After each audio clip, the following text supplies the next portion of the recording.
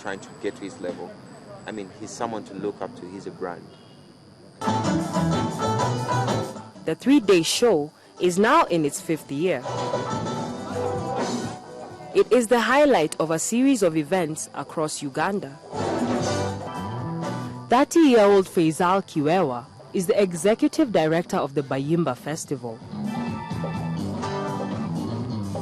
People come and say, okay, I didn't know much about contemporary dance, I didn't know much about theater, I didn't know much about film, but here, in this place, I can get a taste of it. And then for us, what it means that tomorrow, if an artist puts up a concert or a performance or a production of that kind, people will still remember, oh, I saw it at the festival and I think it's good, maybe I should pay for it. I'm from Rwanda. I came to meet the fellow artists and I came for the festival. Last year, around 50,000 people attended the festival. Audience numbers keep increasing dramatically.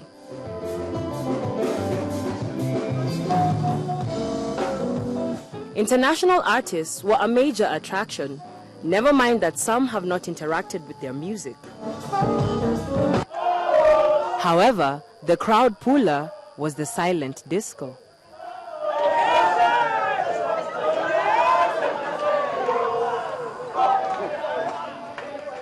Revelers danced to the mixes of DJs Rachel and Ivo. The first time I came, it was really small. The next time I came, it had grown bigger. But it had not just grown bigger, the talent had grown. So even the people that were here the year before were back, but with a bang. For some, this is just good fun. For others, it's a chance to let the world see Uganda through the artistic eyes. Yeah,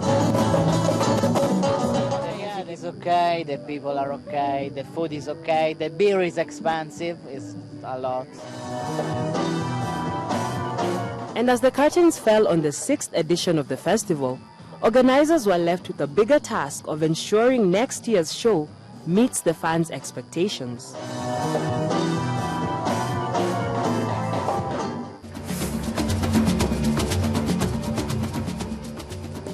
What do you say we go for that festival next year? It's a date. Yeah. So we'd like to know what you think of this week's show. Tell us on Twitter, Facebook, or send an email to the address on screen.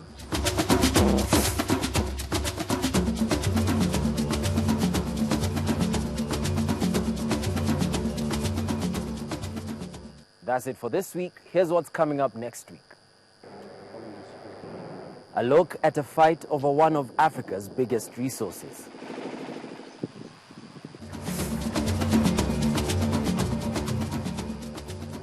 From me, Masharia Maina. And me, Alexandria Majala, and the entire Africa Journal team. See you next week.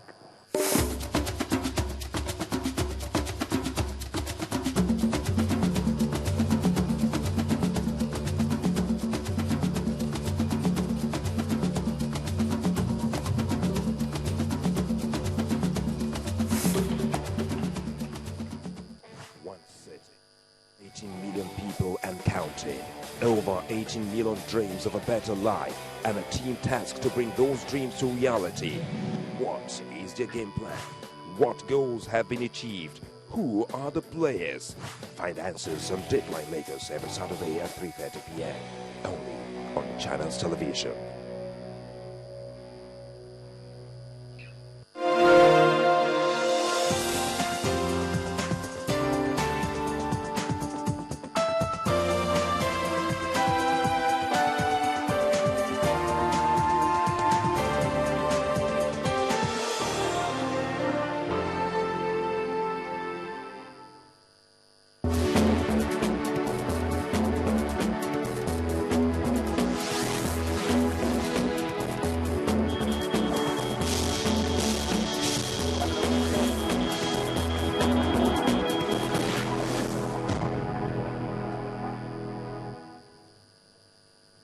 Hello again, a very good morning to you and welcome to News Track. I am Olumide Macaulay.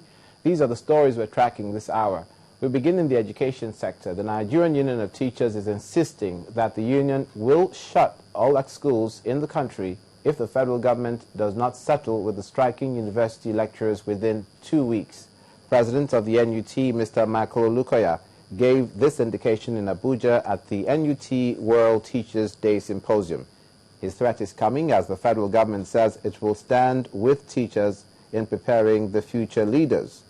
At the symposium, Vice President Namadi Sambo had urged the teachers to be focused on the long-term benefits of their profession.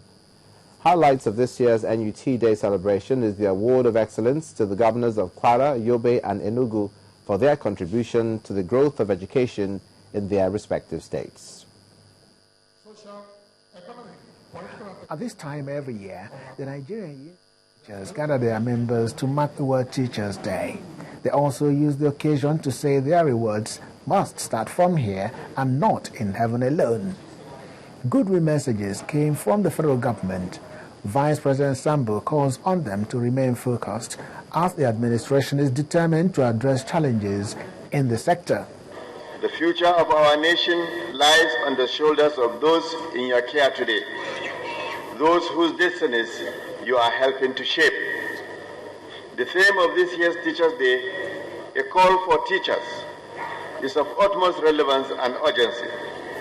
It calls for concerted effort and renewed strategies in addressing issues of teachers' shortage, recruitment of better trained teachers, improving on the quality of education, and encouraging teachers to adapt to the dynamics of their role of developing globally minded citizens in tune with the contemporary demands and realities. The examples of Kwara, Enugu and Yobe states in the education sector was recognized by the NUT as they took time out to honor the governors present. We took the issue of education very seriously. Firstly, by repositioning our colleges of education that we know churn out these teachers. We ensure that the right platform for proper training.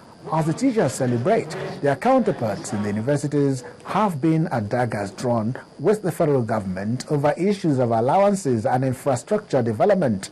NUT here gives ultimatum to the federal government. If in a fortnight they are still on, our students are still at home, sincerely speaking, we shall shut all the schools, primary and secondary. It is high time we solidarized to ensure that the right thing is done at the appropriate time. I think we are meeting up with all what we have agreed with the various unions. So just be patient, be rest assured.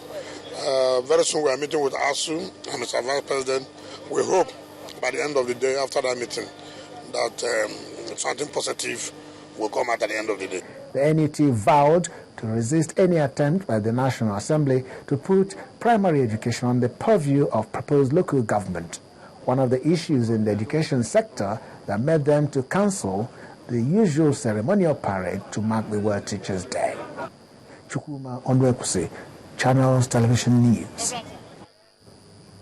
Meanwhile, the debate on just how to salvage Nigeria's educational system seems not to be limited to the shores of this country anymore. This issue formed the crux of the meeting between the Nigerian High Commissioner in London and a delegation of some administrators from Nigerian universities who are in London to understudy the running of some UK tertiary institutions. Both parties called for a quick settlement of the disputes between the federal government and the Academic Staff Union of Universities, ASU, while suggesting the best possible way to revamp the education sector. But I don't believe government alone can fund education in Nigeria. There is no way. Our only way is the way we are going with all these private institutions coming on.